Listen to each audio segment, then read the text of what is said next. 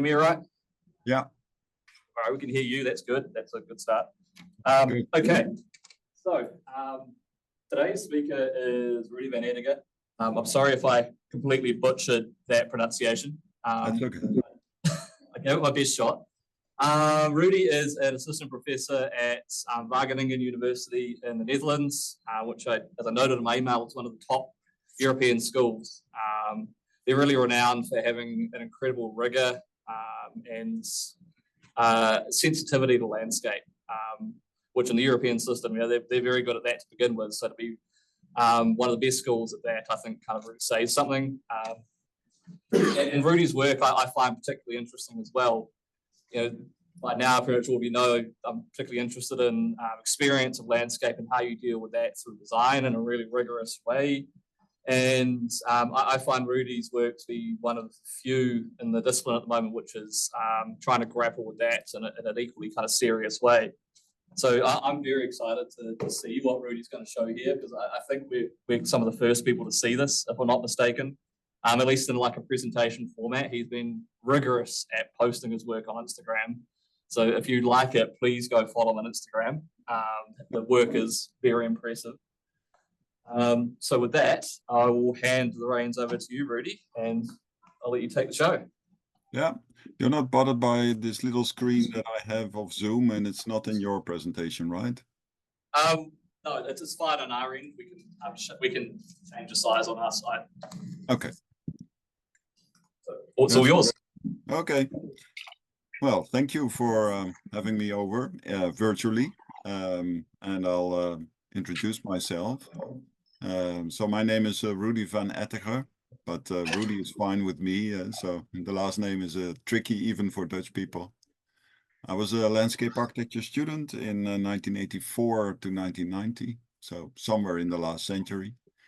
And then after graduating, I worked as a landscape architect at Arcadis, which was then still a local Dutch company, but by now is a global player. Also in the US, I think. After that, I worked as a senior advisor at the Ministries of Agriculture and Planning for about 7 years. So you can tell that this is this 7-year itch career start. So 7 years of working as a landscape architect, 7 years of working as an advisor. While I was working as an advisor at the ministry, I was also a philosophy student. Part-time, so in the evening I was studying philosophy, and I'll shed a bit more light on that later. And since 2005, I'm an assistant professor at Wageningen University and the research center. And I've been teaching with great pleasure, amongst others, Irene, and had my PhD in landscape architecture in 2016. So that's when I was 50 years old. So it's not the fastest way to do it, but it was a very interesting way to do it. Let's stick to that.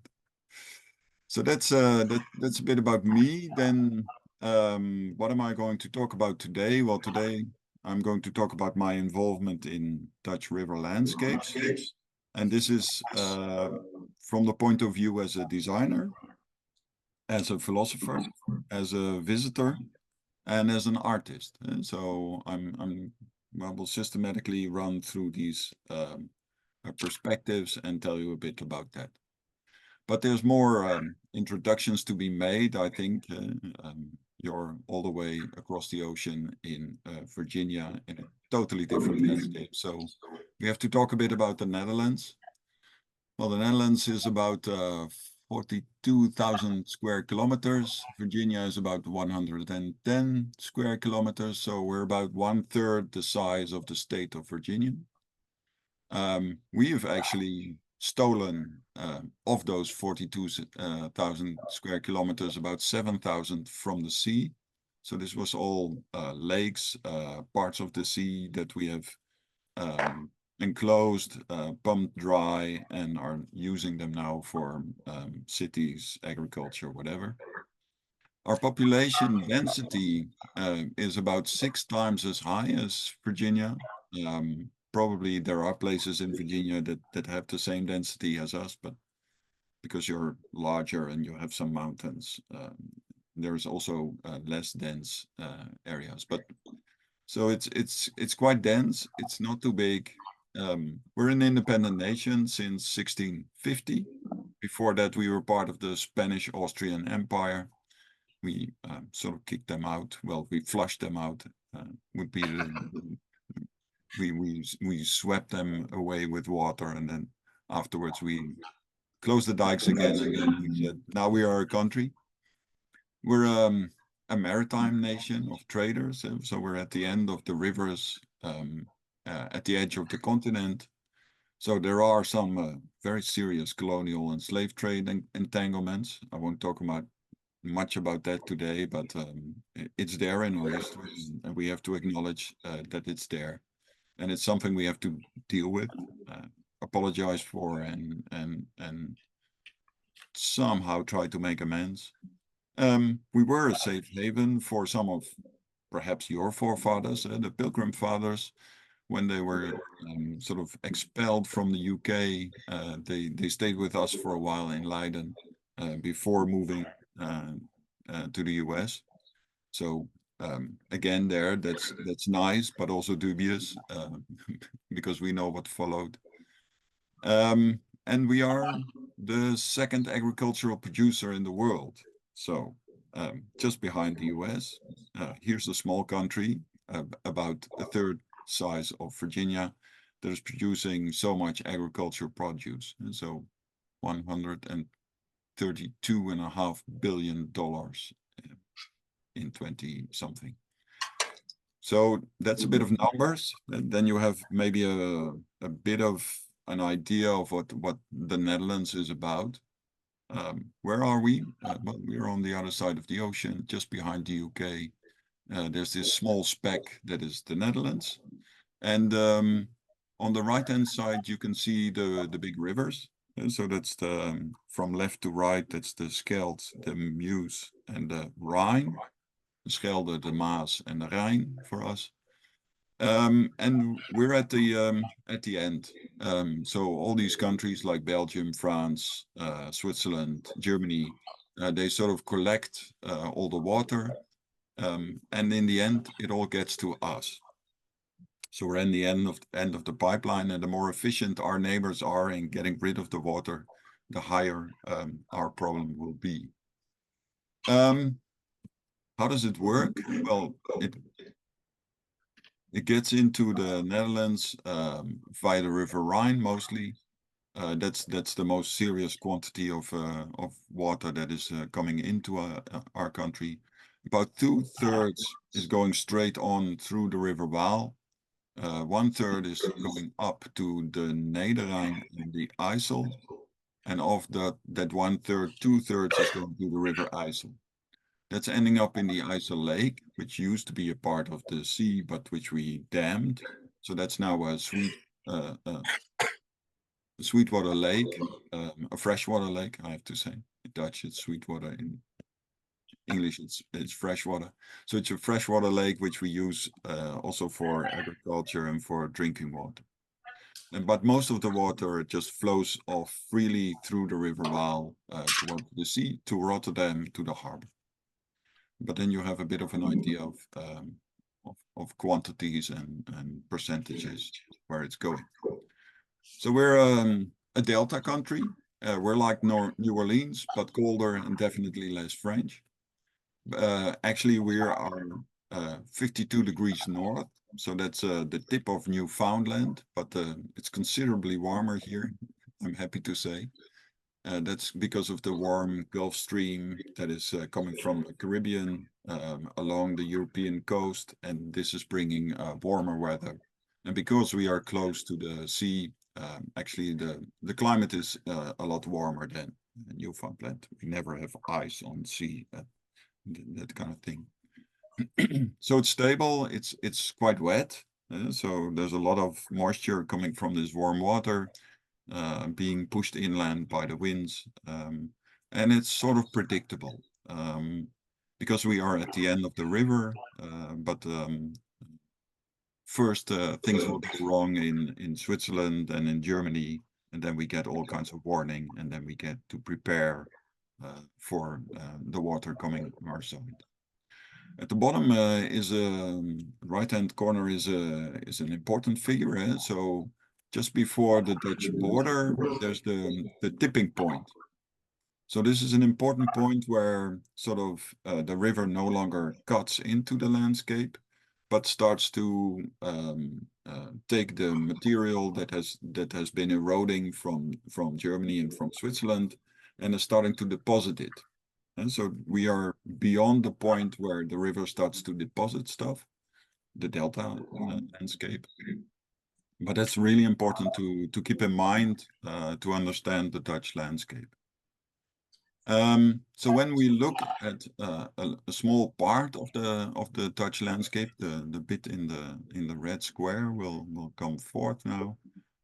So this is the meandering that is happening. So this river that's coming into the Netherlands, it's not staying in the same place. This is, of course, thousands of years. So this is not like the last 5 years, but thousands of years. But in that time, this river has been meandering and redirecting itself through the landscape. For instance, the on the top, I don't know if you can see my cursor, but you have this city of Utrecht and this Rhine, River Rhine that is there, the red line. That is really the River Rhine that the Romans would have known. So in Roman times, the River Rhine would have been much more to the north. By now, it's sort of split into the River IJssel, etc. But you can see that this river is moving through the landscape.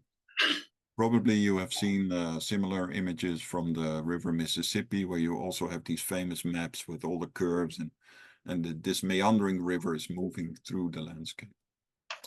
How does it actually work? Well, we have this, you would have two types of lowland rivers. One is the braided river. That happens when you have a lot of sediment and very irregular flows of water closer to a mountain range or something like that. But because that's really far away from the Netherlands, we have this meandering type. And it's important to again look very carefully at the process. So when you have this meandering river, it's depositing material because every now and then it does flood, and then it floods the levees. What happens is that the coarsest grains get deposited first. So that's quite sandy. So that's the levee, and that's also why it's higher, because it's this stable sandy material. Whereas the material that deposits further away from the river is more clayey, and this sinks after being deposited, and then you get these back swamp areas with heavy clays, but they are also lower. So what happens, because we are in this beyond this point of sedimentation, is that the river works itself upward in the landscape. So you get this distribution of clay further away from the river and sand next to the river. But the river is working itself upward in the landscape. So it's not cutting into the landscape, it's working itself higher and higher in the landscape because of the sedimentation of all this material. So that's something of the process that is in the landscape. And you can actually see this in the landscape. So this is a LiDAR image of the Netherlands, of the River Waal. And you can see these little villages there on these levees. You build your house on these sandy levees, which are quite stable and which are sandy. So it's a nice soil to work. You can have some arable land. You can have orchards there. And the further away you get from the river, you get these dark blue colors. That's the very wet, heavy clay areas of the back swamps. So that's an important pattern to keep in mind when you look at Dutch river landscapes. So what happens is that when you have to live in this landscape, and somehow our ancestors thought, okay, that's a good idea. Let's go live in the delta.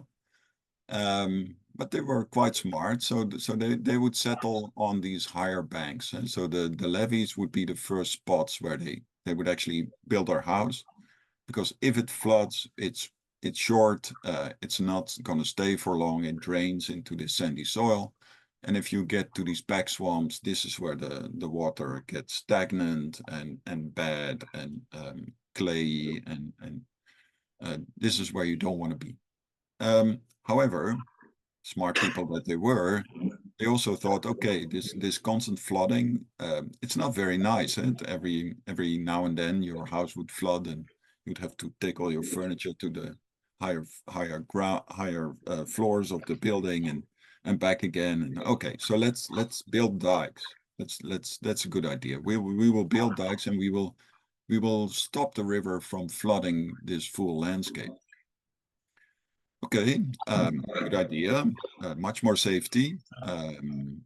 Every now and then the dikes would break, mostly because of ice dams that would stop the flow and then add pressure to the upstream part, and then somewhere it would break, but you could repair, and it's a nice way of keeping busy with the landscape. But what also happened was that all the sedimentation that before was happening in the full landscape of the rivers is now concentrated between these two dikes. And so all this material that is coming from Germany and Switzerland is now concentrated in this one area. So that's the orange bits in the lowest section. And so this is now happening at an accelerated pace, because you're no longer distributing evenly across this landscape, but you're concentrating your sedimentation in this narrow area. Then, of course, at some point, it was also a good idea to push these dikes a bit forward, to make this floodbed even tighter. Because if you have another dike closer to the river, then you have another area that you can use very intensively for farming or housing, or to build a brick factory or whatever. Over time, this bed of the river became more narrow and more narrow, and this was causing problems. Because if you push the river like that, what happens is that it gets higher and higher and higher. It's the same volume, and if you spread it wide, it's not very high. If you push it inward and inward, then it gets higher and higher. And the force of the river gets stronger when the dike breaks. There's a bigger disaster because there's more force. There's more height difference between the water level and the land that's behind it. So this was getting a bit tricky. So what was happening was that we built first dikes, and then this sedimentation was taking place, and the river was getting a bit higher. And then okay, let's raise the dike. Let's do that again. And okay, it's flooding again. Okay, so let's put some more sand on it. Of course, we also have trees next to the dike, and we have our house close to the dike, because the dike is also the driest place where you can have your transport. There's a road on top of it, and this is the one that's always dry. Even if there's flooding in the back swamps, you can still use this dike. So everyone was gathering all their stuff close to this dike, raising it again. And then the problems really start, because now you have made a construction that is no longer a very good construction, because there's all these mechanisms, and the one we were working against was overtopping. So that's on the top right-hand corner, you see overslag, so water that's washing across the dike. So this was the problem that we were constantly fighting. But we were forgetting that there were also other issues. The fact that this part of this dike can slip on the inside, it can slip on the outside. There's water that, if the difference between the water level outside and inside gets very high, you get a lot of pressure and you get a lot of seepage. And so that's also called piping. That happens when water is passing underneath the dike. That's more or less normal. But when it starts to take away sand, when you see the bubbles on the inside of the dike, and you see sand coming up, then it's sort of undermining the dike.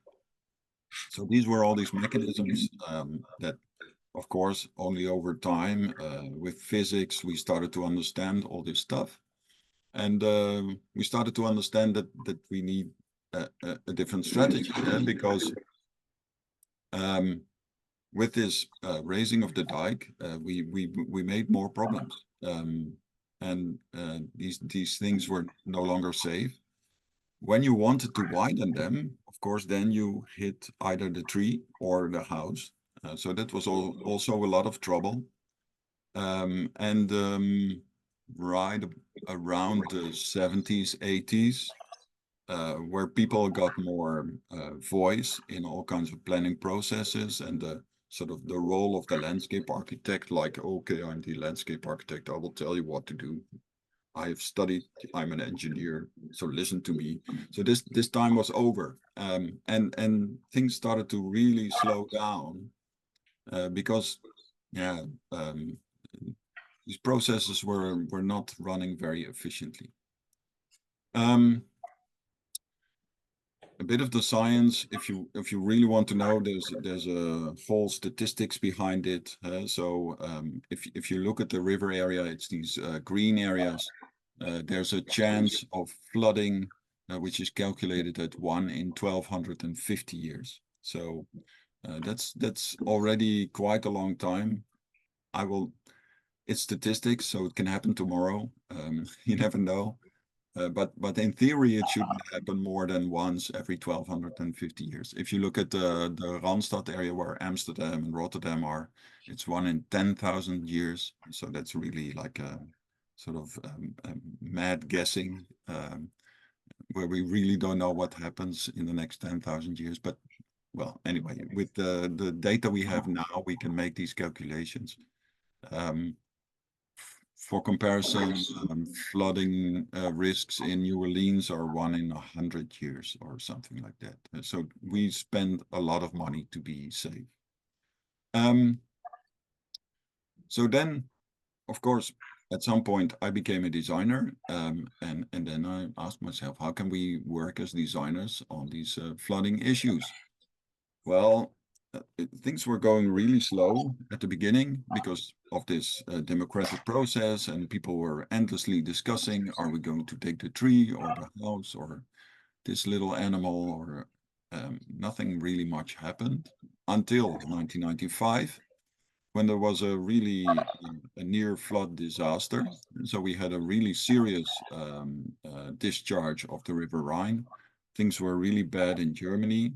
If they hadn't been so bad in Germany, we seriously would have had a problem, because a lot of water was already flowing in places in Germany where it shouldn't be, in Cologne and wherever.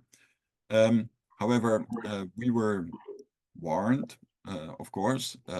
We had an evacuation in which 2,500 people had to move for a few weeks, and also 1 million animals. Remember this stuff about agricultural production? There were 4 times as many animals in this area than people. So we had to move all of them to keep them safe. Of course, at that moment, things almost went wrong. So here are some images of the outside of the dike being heavily eroded. There were spots where there was indeed the slippage of the inside of the dike. So things were quite bad, and we had to make plans. At the same time, this is another line of reasoning, but I won't go into that too much. But we were also rebuilding nature, because we'd already taken too much land from nature, and we were really extending nature. So all these orange areas were going to be new nature areas, and one of the prime spots where we were going to do that was in the floodplain. So one of the projects I worked on as a landscape architect is this one. And so on the left, you see the old map of 1952. And on the right-hand side, you see the map of 2023. And you can see that we have done a nature development project where we sort of recreate circumstances and then allow natural processes to run.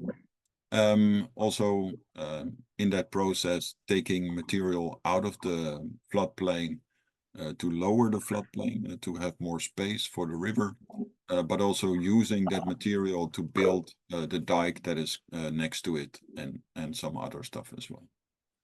And so today, when you go to this area, it looks like a natural area, but it's all designed and planned and built from, well, 25 years ago scratch. So 25 years ago, it really looked like a building site.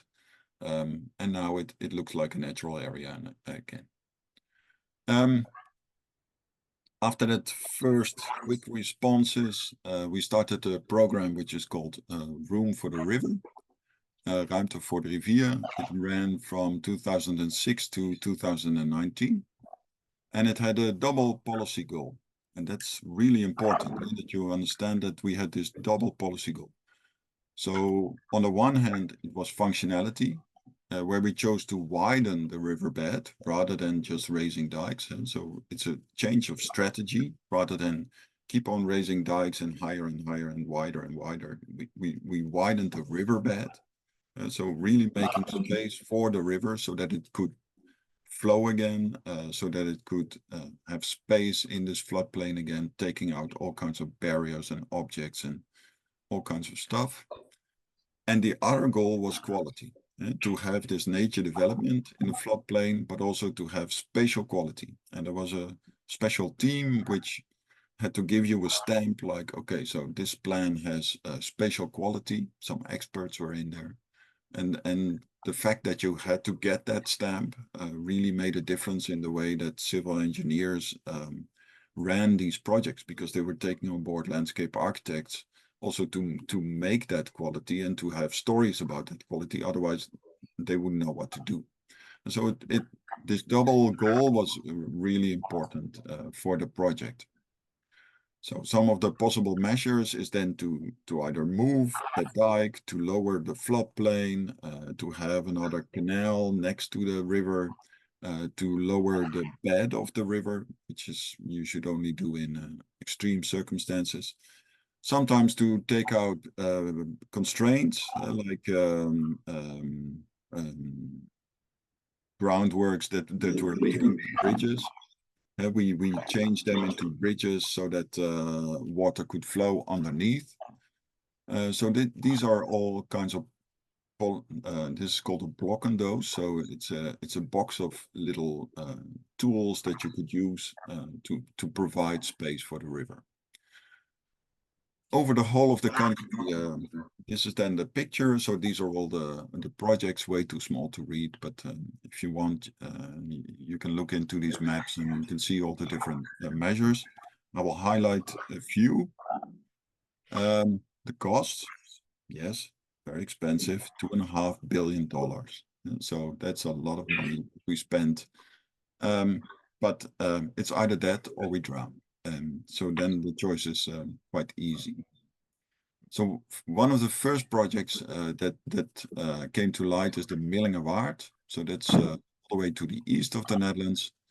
There we have this nature development project where former arable land and meadows have completely been transformed into softwood, alluvial, riparian forest. Lots of water. The water can flow through freely now. You can also walk in there. It's a space for wild animals like beavers, which have been reintroduced into the Netherlands. There's wild horses.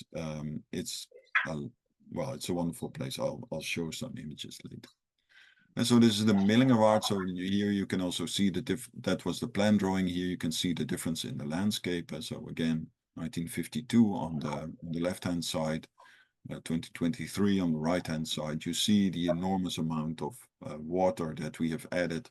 So all of that is now a lowered floodplain. So there's a lot more space for the river to flow through, and it actually flows through this area. So when it's high water, then to the left you see this word Gent. That's where the other dike is, and then all the way to Kekerdom, that's all water.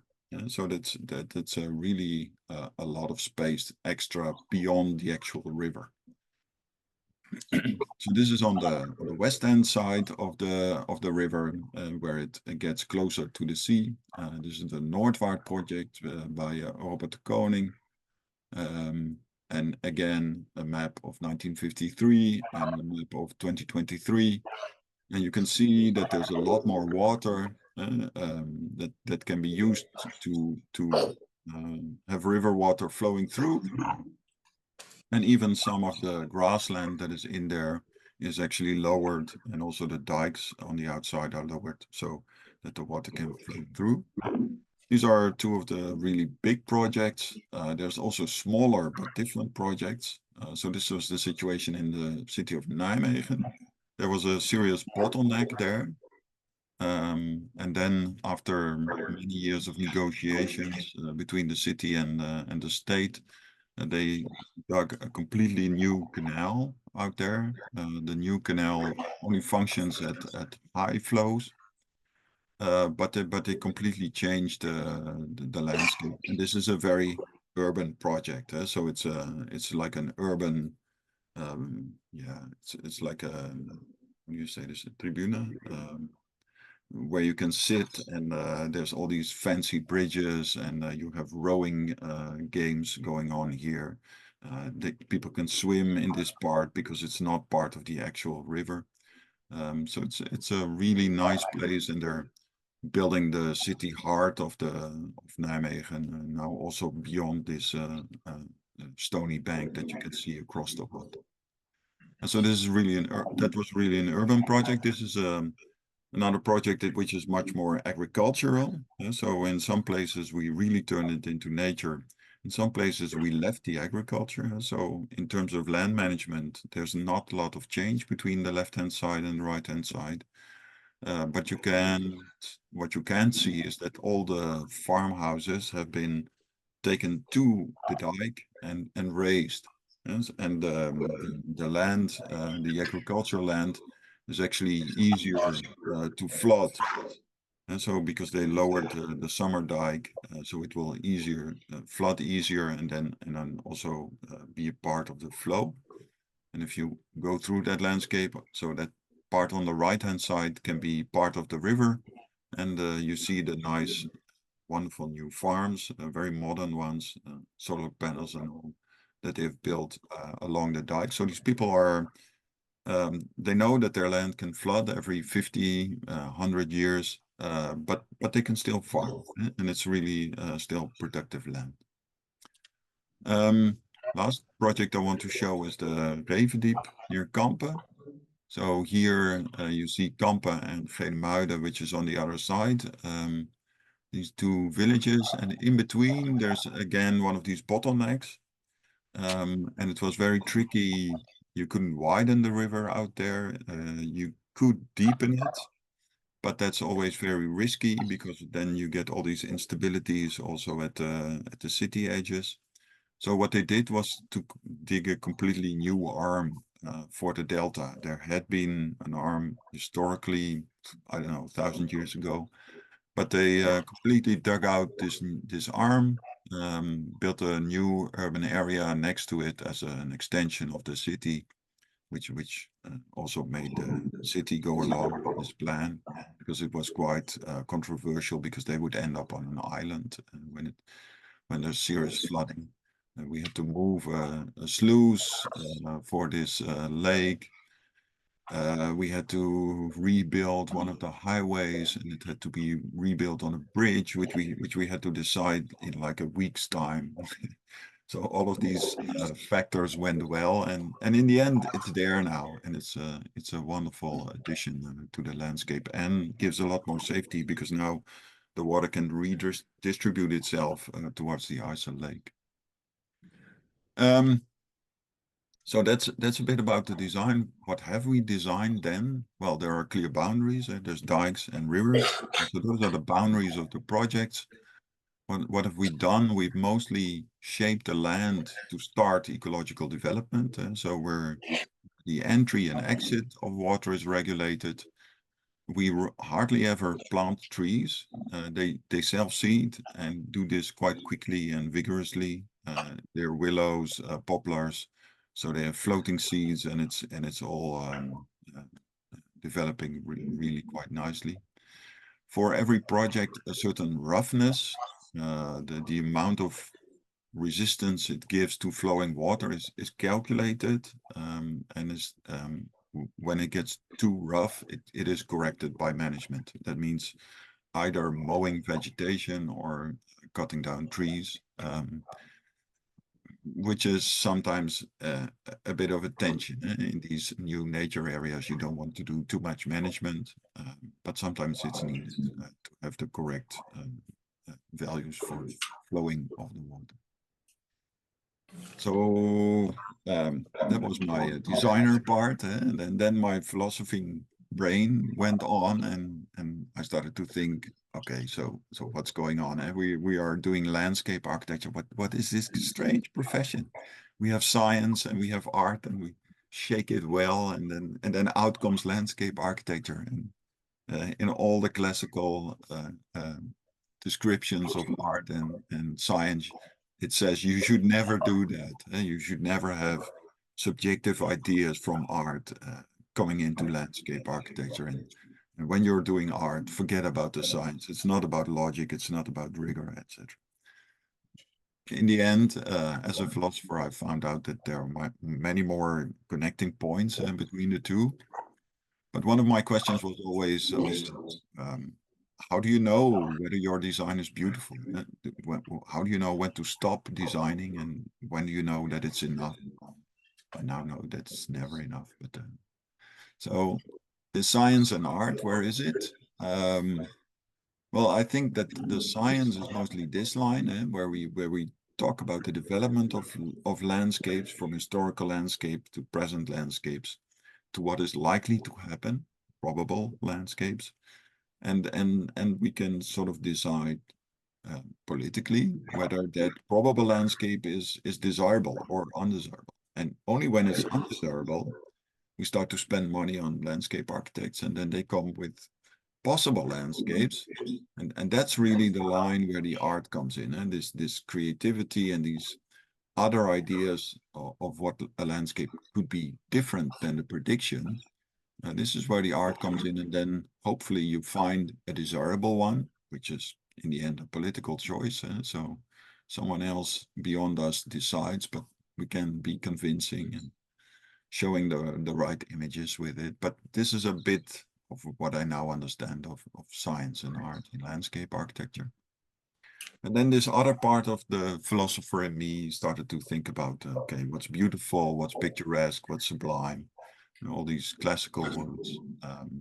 There's also other views. So there's a wonderful book by Crispin Sartwell, which is called The 6 Names of Beauty. If you're interested in aesthetics, you have to read this, because he's completely non-Western, well, partly non-Western perspectives on what beauty can be.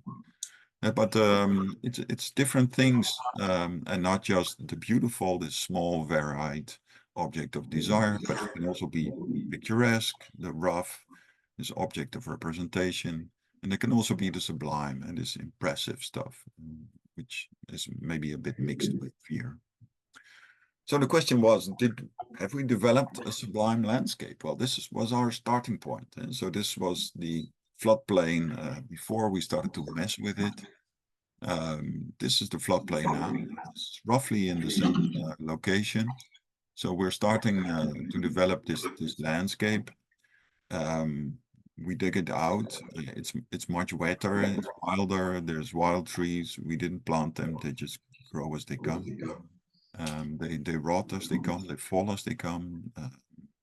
There's small little paths because it's now accessible. Before it was agricultural land and you couldn't go in. Now it's accessible, but you have to carry your boots, wear your boots, and be ready to get wet and slippery and muddy. And there's animals in there, and dead fish and dead birds and live animals. So it's quite a different place. Some parts are really more where we let natural processes go. Some places are more managed. This is the Waginengen floodplain, just beyond the university town. There's some old pollarded willows, some cultural landscapes, and it's more like a meadow landscape here. Okay, so did you feel the fear, the fear that goes with the sublime, and not an abstract fear of losing agricultural protective land, but does it look dangerous? Is it impressive? Well, you have to look at that also a bit in contrast with what is also there. So you're in a land where the word of the beautiful is linked to cleanliness, so schoonheid. So being clean is our word for being beautiful. We're in the land of sand and mud, and in that sense, this place is quite wild because, well, most of our landscape is thoroughly raked, 3 times designed. Highly productive, very busy. And some of these floodplains are now actually quite wild for our standards. And we've named it first, but now we've let it go feral. And so maybe it's not wild, but it's feral. Or is it picturesque? So there is a roughness to this landscape. So this is one of my drawings and paintings of this landscape. And yes, it does lend itself to be represented in pictures. Okay, so maybe it's picturesque. So I wanted to explore more, and then of course I became a visitor. I moved to the river landscape to teach at Wageningen University, where to go for a walk, a bike ride, or a paddle. Well, then you get into this landscape. This is close to Wageningen, so you can see the town, you can see the dike in front of it, and just beyond the dike, wilderness more or less starts. So there's some management to keep the meadows open, to keep the roughness down a little bit, but there's also all this spontaneous vegetation coming in, willows, hawthorn, all this kind of stuff is growing in there. There's also wet areas, birds enjoying this, reeds, all this stuff. There's an old brick factory in which our kayaking club has their kayaks stored in the former ovens. So it's this cultural landscape where the pollarded willows are, but there's also roughness. It's not like a park. It's really a wild landscape, wet, muddy, and etc. So from the kayak, you can also explore this landscape. So these are some images from the river. It looks quite nice, but there's still a hint of menace in there, as it's still a wild river, and there's quite a lot of water flowing, even though it looks like a mirror. When you're in your kayak, you're moving at a quite considerable speed if you stop paddling, and so it's still flowing about.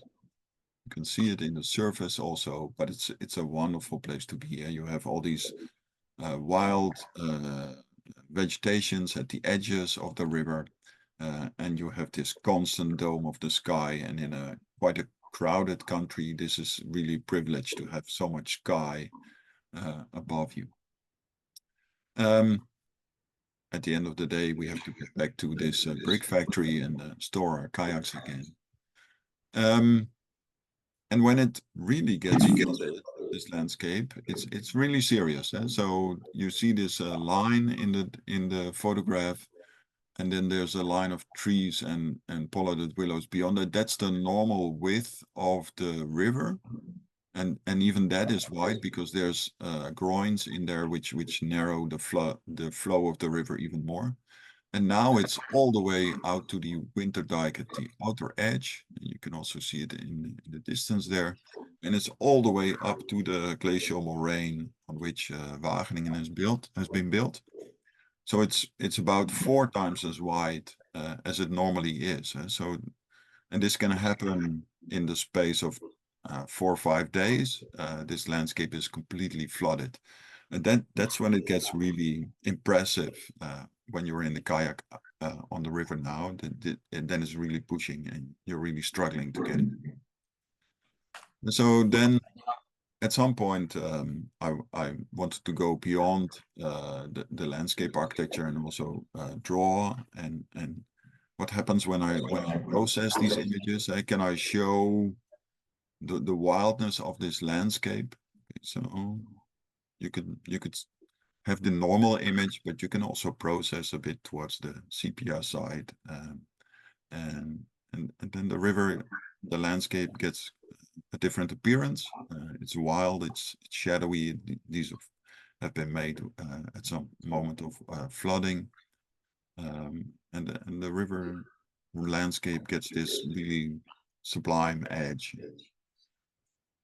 Of course, Photoshop is nice, but it's endless strain on your wrist, and you don't want to do that. So I thought, okay, I'll paint. So this is me, 2013, my first painting in acrylics, inspired by Van Gogh. I don't know, it was rubbish. But if you keep trying, if you keep at it, and you don't get distracted by the fact that you are a far better critic than a painter, then you can keep going. In 2018, I was at this level where I could really show the stuff that I was seeing. And then a bit later, what creeps in is me wanting to show a certain aspect of the landscape. So a certain, I don't know, atmosphere, I would wanted to add a certain expressiveness to the drawings. And so this is one of these first drawings that's doing that.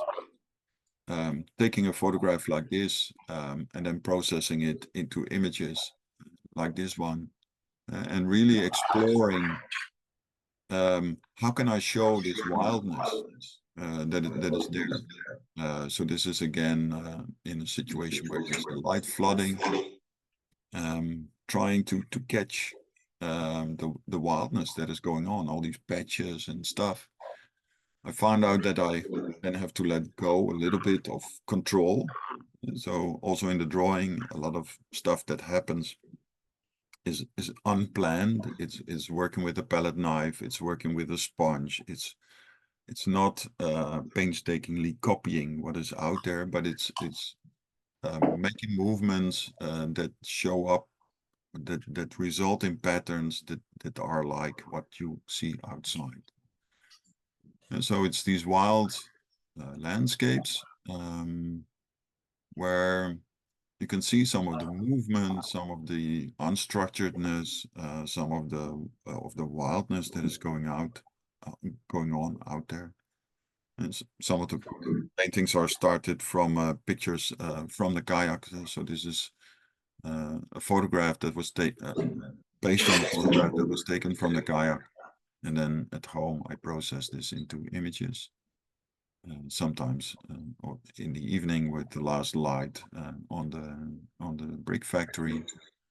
And sometimes really trying to let go and doing wild stuff. And sometimes that's the most appreciated drawings that I put out on Instagram and Twitter. Trying to catch details as well. Trying to catch this very serene moments where you are floating on the river, and there's early in the morning and there's no one else, trying to catch that mood. So some conclusions. As a designer, I can say it's possible to transform this agri-utilitarian river landscape to places for the river to expand to avoid flooding. It's possible to create places where these natural processes play a far more important role than before, and to increase biodiversity, because that's really happened. So there's lots of species returning to the river landscape that were no longer here, and they're actually doing quite well. There's always a bit of succession going on, so sometimes species appear and disappear again, but if the processes are dynamic, then they can always find some spotting. If you ever consider doing this, don't leave it to the ecologists. So it's also a design question. It's also taking into account cultural values. The program has greatly increased safety in the river landscape, and the area has also become, at the same time, on a day-to-day basis much more valuable to landscape. So this safety is quite abstract because it's this 1 in 1250 years, but it's really become also more valuable on a day-to-day basis as an area to walk in and to kayak in and to be in. Some philosophical conclusions. I do think that it is a sublime landscape. At its core lies the river as a sublime element. I know to fear it because some things also went wrong at some point, and then you get into the river and it's quite cold and you have to be saved by other people, and you're totally disoriented, and then you really feel the force of the river. There's some added features from the designs that add to these sublime characteristics. The fact that we have more of these riparian forests in there, that's really adding to the sublime character of this place. And of course, some of the time when the river rises, these sublime characteristics really expand, because then you really feel this force of the river. And so within the context of the Netherlands, I have to keep reminding you, we are this well-raked country, and within that there's a place as big as Kew Gardens that we call Wilderness.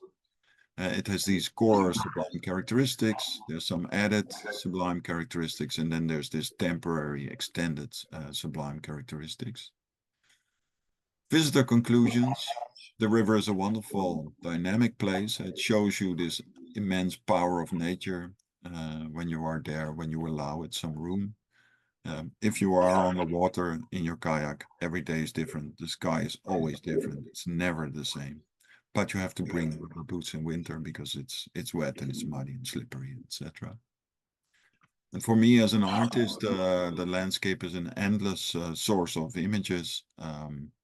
It's well, endless. And I want to invest in getting to know this landscape, to see it in many different types of weather times of the day.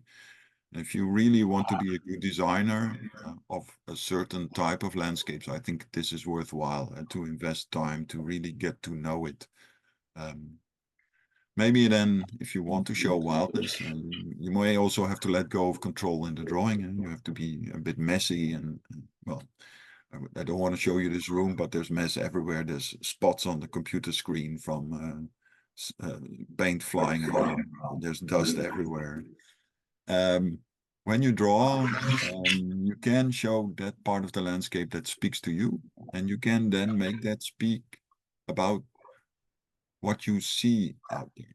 So you can also give it a voice, and that's what I'm trying to do.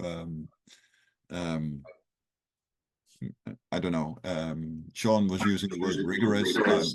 I'm not quite convinced that I'm that rigorous, but I'm consistent. I'm persistent, perhaps. I keep at it, and I keep finding new things, and maybe at some point I'll have some grip on this landscape. But it's, well, you can see if you go on Instagram, there's a drawing per day, and every day I learn something new by drawing this landscape.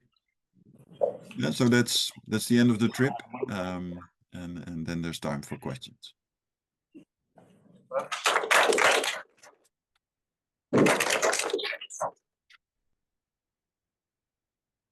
It's yours. Ask away.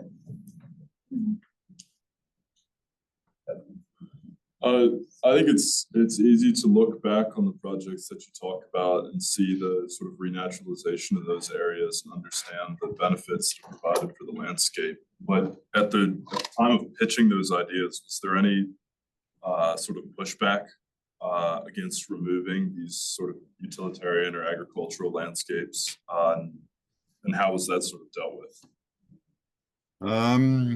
Yes, there was. Of course, it started. In fact, it also started with images. So people were coming back from France. They had visited the river Allier, which is in France, and this was one of the last sort of wild rivers in Europe. And people were coming back with images and showing them, and showing the beauty of the landscape that could be. there were some advantages in the fact that most of the land outside the dikes was actually owned by the state, and sometimes leased out to farmers. But those were contracts that at some point they end, and then you can stop. Of course, sometimes there was land of farmers which we had to buy. Then they don't want to sell until you have the right price, and then they're very happy because it also is a lot of money, and it's not the most productive land. There were always certain risks involved also in growing crops in these areas because there's still some lingering, mostly lingering and some active pollution of the river from Germany coming our way. So the top layer of the floodplain is not the best stuff. So if you want to grow crops, you have to be a bit careful. And typically they would use it for young cattle to graze, to grow simply into mature cows. So it was not the most productive land. We gave them a good price. Some of it was leased and we stopped selling it to them. And people started to see the benefit. After the first project, of course, we could also show the benefits. So the Melingerwaard, which used to be the end of the world where no one ever would go, this village has now 2 restaurants, and of course they have people coming in, and there's money to be made as well from the tourists, but also the people from the nearby city of Nijmegen. They enjoy this place. They go for a cycle, and they go into this place and they enjoy it. And in the end, yeah, somehow it works. It's also this collective feeling of having to deal with the river. The fact that we had this near disaster really helped in getting people moving again. And before that time, they were really stuck in negotiations. But after that near flood, people were seeing the necessity again also of dealing with the river. Very much.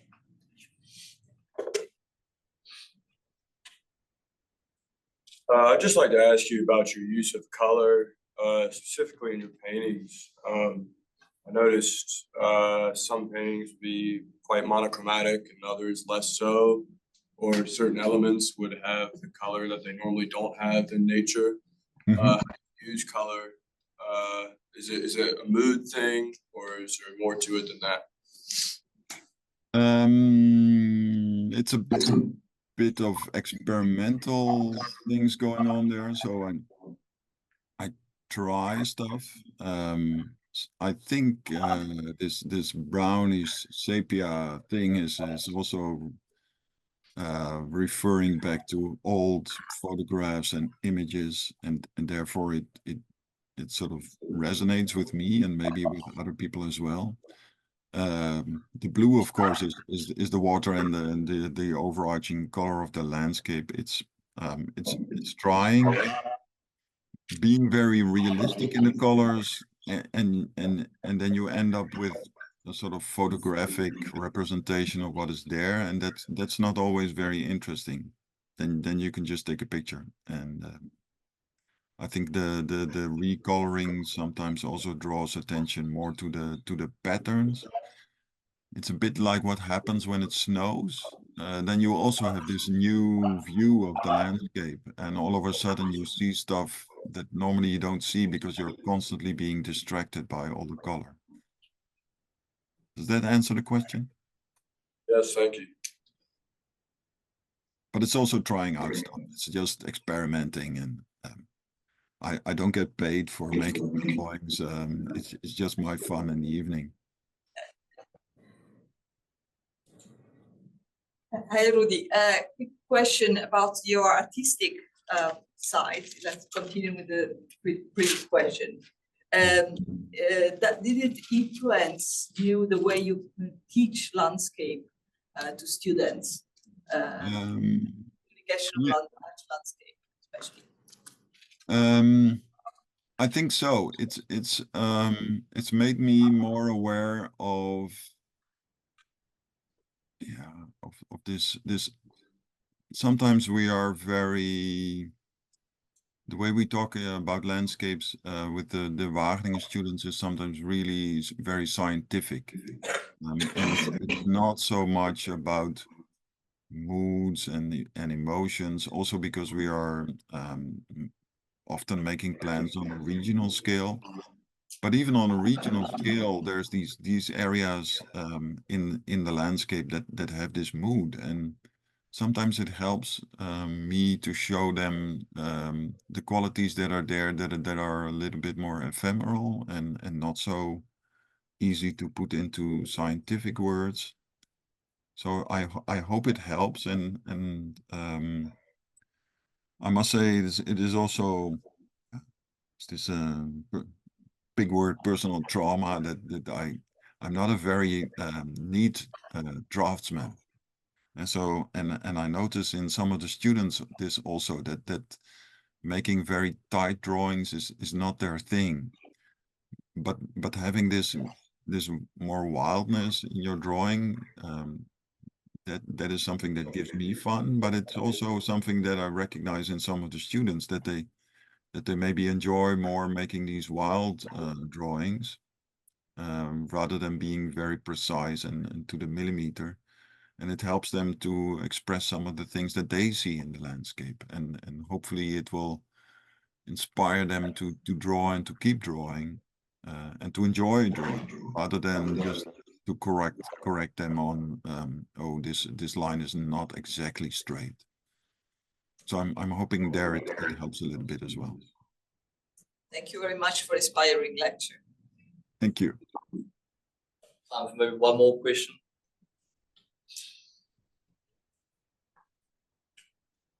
No? Well, in that case, let's give Rudi another round of applause. Thank you.